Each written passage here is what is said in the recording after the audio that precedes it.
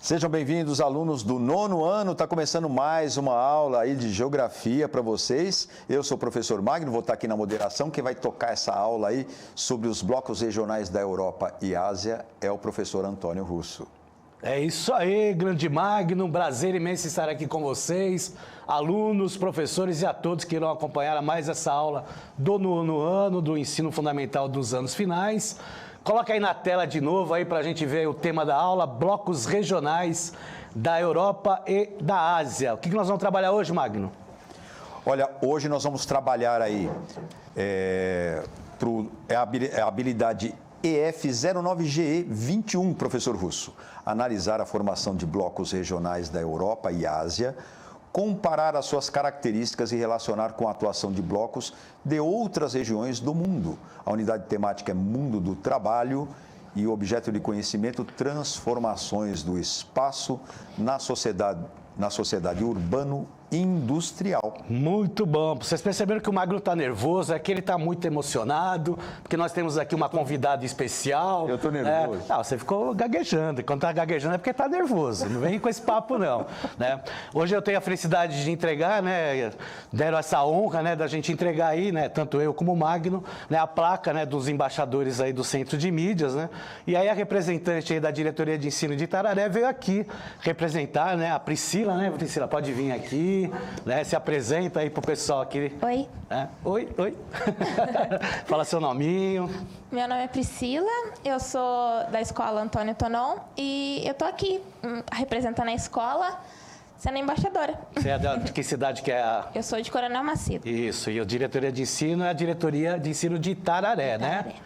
E aí, tá tudo... Gostou aqui do Centro de Mídia? Você viu aí? É, muito bom. Você viu o pessoal aqui, tudo normal, né? Tudo bem normal. Tudo o pessoal aí, o diretor é normal, a produtora, tudo, você vê que o pessoal é normal, né? Olha lá, fazendo coraçãozinho para você. Aí, né? Parabéns, né, por ser um dos embaixadores do Centro de Mídias, né? Representa bem a diretoria de ensino de Itararé, né?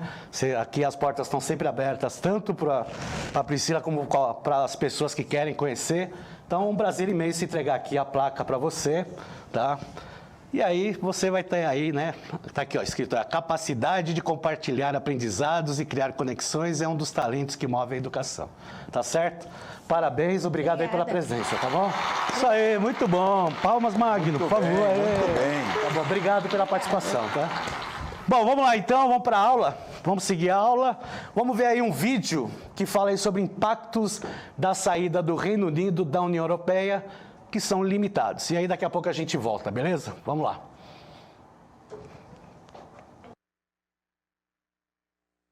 Os britânicos decidiram deixar a União Europeia. De acordo com o Banco Central, a decisão não deve impactar a relação comercial com o Brasil.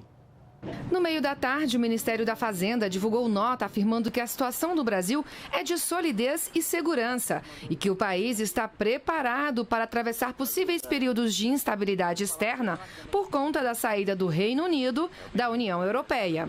Também por meio de nota, o Ministério das Relações Exteriores disse confiar que a decisão do Reino Unido não vai deter o processo de integração europeia. O Itamaraty lembrou que a parceria entre Brasil e União Europeia vai completar 10 anos em 2017 e que abrange 32 setores. A nota também afirma ser prioridade a negociação para um acordo entre o Mercosul e o Bloco Europeu e que o Brasil vai reforçar a relação comercial com o Reino Unido. As trocas comerciais entre Brasil e Reino Unido chegaram a 5 bilhões e 700 milhões de dólares em 2015, com saldo positivo para o Brasil de quase 107 milhões de dólares. As exportações brasileiras para os britânicos representaram 1,5% do valor total de vendas para o exterior no ano passado. Os produtos mais vendidos pelos brasileiros aos britânicos foram ouro, minério de ferro e café. Por outro lado, o Brasil comprou mais medicamentos, automóveis e inseticidas do Reino Unido. Para o chefe do Departamento Econômico do Banco Central, os impactos da saída do Reino Unido da União Europeia a curto prazo são limitados. Para fins de balanço de pagamentos, para fins de os impactos de curto prazo em termos de fundamentos são limitados, como mencionei. Em termos de mercados, claro que Essa saída agrega incertezas no curto prazo, né? No cenário interno. Isso é possível que a gente observe oscilações, né? Aí no preço de ativos, aí, como de fato já tem sido observado. O Banco Central está preparado para situações dessa natureza. O regime de câmbio flutuante tem se mostrado exitoso. No final da tarde, o embaixador britânico conversou com o ministro da Fazenda, Henrique Meireles. Falamos sobre a importância de manter até aumentar a colaboração entre o Reino Unido e o Brasil em várias pautas. Por exemplo, investimento em infraestrutura, financiamento de projetos verdes na luta contra a mudança climática. Tudo isso num sentido, se posso citar a frase utilizada hoje pela Itamaraty, de reforçar em novos moldes uma relação estratégica entre o meu país, que é a quinta maior economia do mundo, e o Brasil, que também tem uma economia de mais ou menos o mesmo tamanho.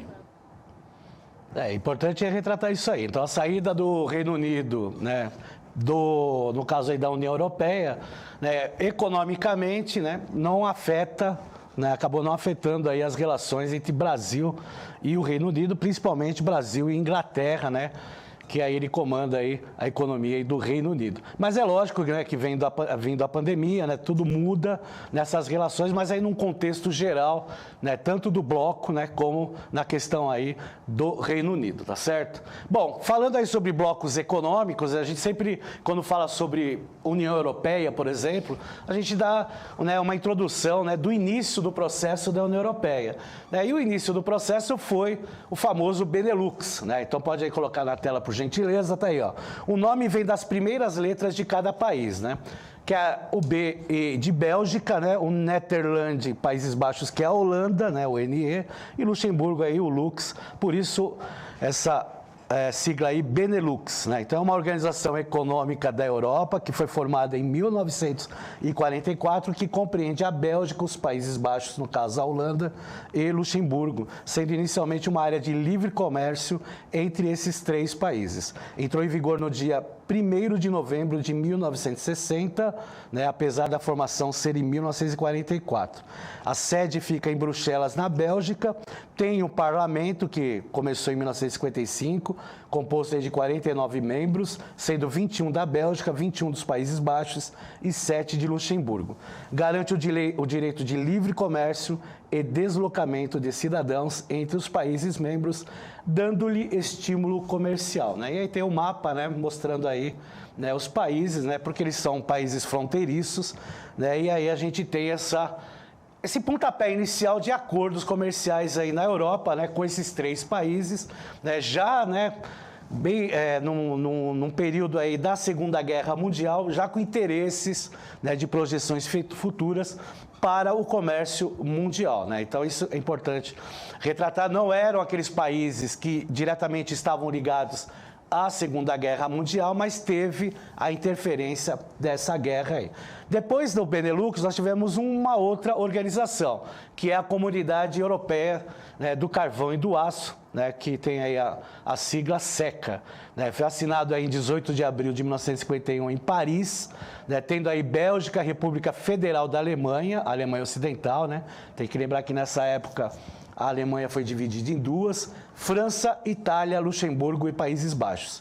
Concluído por um período de 50 anos e em virtude de ter entrado em vigor em 23 de julho de 1952, chega ao termo em 23 de julho de 2002. Né? Então, além dos países que faziam parte do Benelux, foi agregado aí a Alemanha Ocidental, a França e a Itália. E aí um acordo entre esses 6 países, né, principalmente dessa relação aí do carvão mineral e do aço, né? O carvão mineral como sendo a fonte de energia e o aço como sendo uma das principais matérias-primas da época. Tendo, né, a questão do Benelux, né, desenvolvendo esse acordo entre esses 3 países, passando para o SECA, aí nós vamos ter, né, uma relação mais profunda dentro da Europa, né? E aí os outros países começam também a se interessar.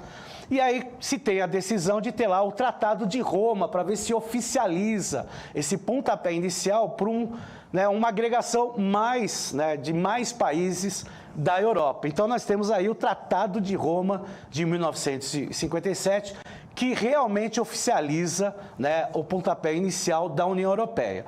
Então, institui a Comunidade Econômica Europeia, né, a CE, ele é assinado em Roma, na Itália, em 25 de março de 1957, entra em vigor em 1º de janeiro de 1958. Aí nós temos aí os países, né, que já faziam parte do SECA, Bélgica, Alemanha Ocidental, França, Itália, Luxemburgo e Países Baixos. Aí assinam 2 tratados, a Comunidade Econômica Europeia e a Comunidade Europeia de Energia Atômica, o Euratom, também conhecido aí como Euratom. A Assembleia Parlamentar Europeia, com 144 membros, realizou a sua primeira sessão no ano seguinte, 19 de março de 1958. Com o Tratado de Roma, foi introduzida uma disposição específica para que os eurodeputados passassem a ser eleitos para o sufrágio direto aplicado em 1979. E quando fala sufrágio direto, é o quê? É, né, a população votando nesses deputados para o Parlamento Europeu, que existe até hoje, tá certo? Então, quem aí tem parentes europeus, recebem cartas, né, dando direito de voto, né? Então, mesmo que não more na Europa, países que fazem parte aí, são membros da União Europeia, né? Então, a população vota neles, e quem é de fora e também o que faz parte aí da União Europeia tem direito também a votar, tá certo? E aí nós temos a bandeira da União Europeia, aí, ó, que interessante.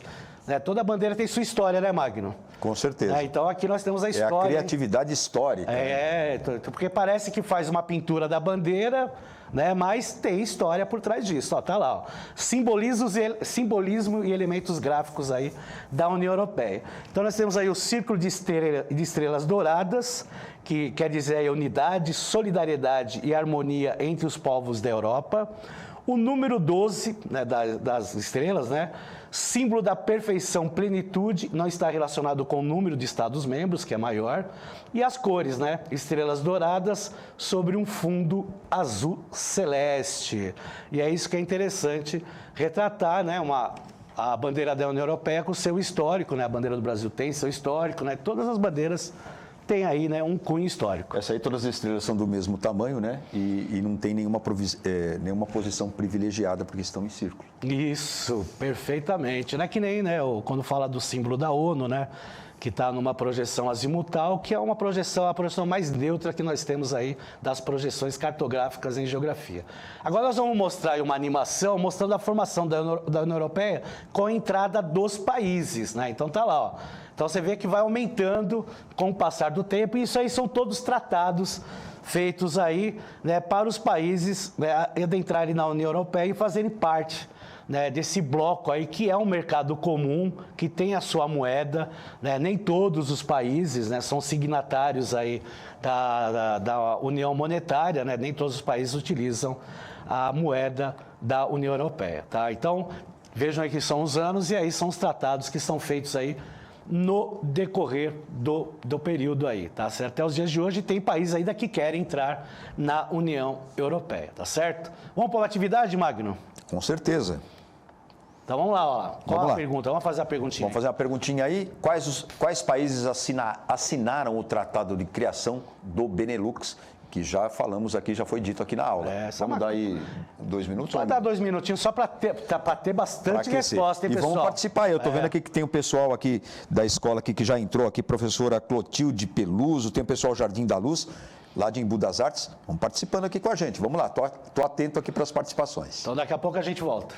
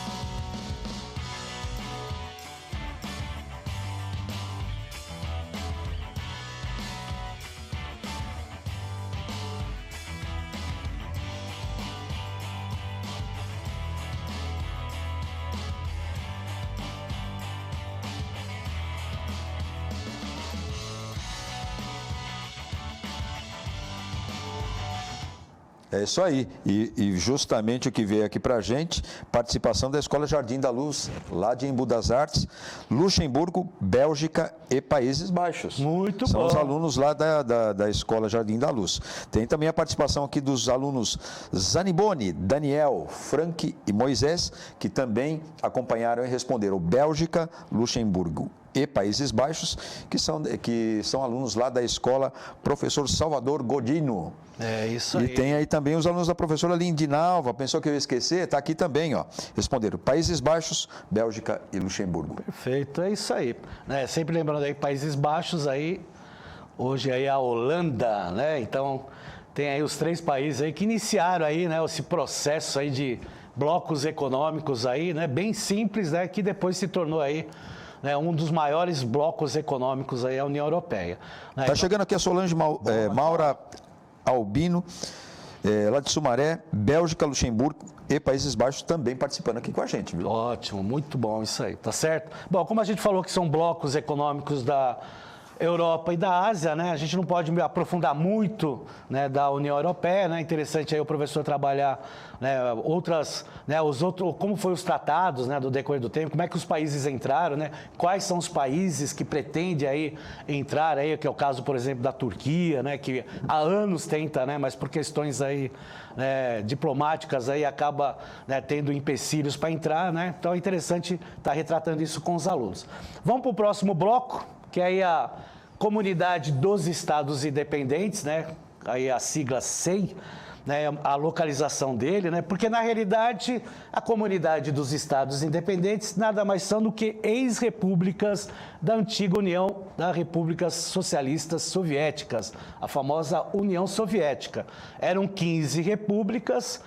12 aderiram a essa comunidade, né? Letônia, Estônia e Lituânia sumiram rapidinho e foram lá para a União Europeia, não aceitaram ficar na CEI, né? E aí as 12 que sobraram acabaram, né, inicialmente ficando aí na Comunidade dos Estados Independentes, sabendo que o país, né, a república, né, ex-república, o país mais forte é a Rússia, né, ela que comanda aí, como comandava a União Soviética, né? E tem a bandeira também da CEI, olha lá, a bandeira, que bonita a bandeira, também com uma simbologia, lá, ó, simboliza o desejo de parceria igual, unidade, paz e estabilidade. Bonito, né? Você coloca muito palavras bonitas, né? Tem que ser não só na teoria, tem que ser na prática também, essa questão aí de parceria igual, da unidade, da paz e principalmente da estabilidade, né? E aí na próxima tela nós temos aí os membros e antigos membros da Comunidade dos Estados Independentes, né? Então temos aí alguns que acabaram se retirando, que é o caso aí da Geórgia e da Ucrânia, né? Até por questões políticas envolvendo a Rússia, né? E aí acabaram tendo a sua retirada, né? A Geórgia em 2008 e a Ucrânia em 2018, mas aí prevalece aí, né, as outras ex-repúblicas, né, incluindo também a Armênia aí, que a gente observa, e aí ele tem essa relação aí, principalmente, né, sendo aí a Rússia, né, a maior responsável aí, principalmente pelo fator econômico. Tá certo? Então é importante retratar isso aí. Então a Comunidade dos Estados Independentes também é um bloco regional, né? Tá lá, né, com as 12 ex-repúblicas, né? E também fazendo aí acordos comerciais entre eles e também fora deles, principalmente a Rússia, que faz parte aí do BRICS, né? E é um país emergente aí, uma das potências econômicas do planeta. Vamos ver aí o grupo de estados ex-soviéticos, só para vocês terem a ideia, né? Das 15 ex-repúblicas, né, sendo que 3 delas, né, a Estônia, número 4, né, a Letônia, número 8, e a Lituânia, número 9, fazem parte aí da União Europeia, não fazem parte da Comunidade dos Estados Independentes, certo? Então, a partir aí de 1991, tivemos aí essa dissolução da União Soviética. Aí nós temos um outro bloco, que é a União Econômica Eurasiática, tá certo? Que está lá representando nas cores verde e azul, né? Aí no caso verde, Estados membros, em azul, outros países que são candidatos. Aí nós temos Armênia, Bielorrússia, Cazaquistão, Quirguistão, a própria Rússia, né, países que fazem também parte da CEI. Né, nós temos aí a Moldávia como observador, né, e países membros aí como Mongólia, Síria e Tajiquistão. Né, então, países aí que também pertencem à CEI, porque tem países que pertencem a vários blocos econômicos, né, não é somente um bloco, ele não é exclusividade, né, de participar somente de um bloco econômico, tá certo? Outro bloco que nós temos nessa região aí da Eurásia é o Acordo Centro-Europeu de Livre Comércio, EEA. Tá lá que são países lá europeus, né, na qual temos lá desde 1992 a projeção desse bloco também, onde faz parte lá a Polônia, a Hungria, né, a Tchecoslováquia, a antiga Tchecoslováquia, lembra, Magno? A antiga Tchecoslováquia. Depois se separou em República Tcheca e a Eslováquia, a Eslovênia, a Romênia, a Bulgária e outros países aí do continente europeu. Então, outro bloco aí que é também aí um bloco econômico, né, logicamente, é um bloco aí bem menor do que da União Europeia, que é o principal aí da Europa. Um outro bloco que nós temos aí é o Espaço Econômico Europeu. Tá? Que aí nós temos também aí os países aí, vários países aí sendo representados nessa relação aí. Tá? Então, mais né, uma organização aí econômica que faz parte do continente europeu. Outro bloco aí que nós temos, que é na Ásia, né, que a gente pode ver aí, né, o tempo já está acabando, Organização para a Cooperação de Xangai. A reunião feita lá em Xangai, na China, e nós temos aí os países, são 8 membros, né, e nós temos 4 observadores e 6 parceiros de diálogo. Né, que, na realidade, esses parceiros de diálogos, eles têm interesse em fazer parte dessa organização de cooperação, que é, além de ser uma organização de cooperação econômica, também é uma organização para outros fins, principalmente nas áreas sociais, né, na qual tem o principal país aí, a China, tá? Tanto é que a primeira reunião foi feita na China. Agora nós temos um bloco econômico lá, que é bastante conhecido aí, que é a ASEAN, né, Associação de Nações do Sudeste Asiático. Tá? E aí nós temos aí os 10 países que pertencem a esse bloco, né? E aí nós temos 2 países que são membros observadores, Timor-Leste e Papua Nova Guiné, isso na Oceania. Olha que interessante, até porque a Oceania, né, divide lá as ilhas do arquipélago lá da Indonésia, né, junto aí com a Indonésia.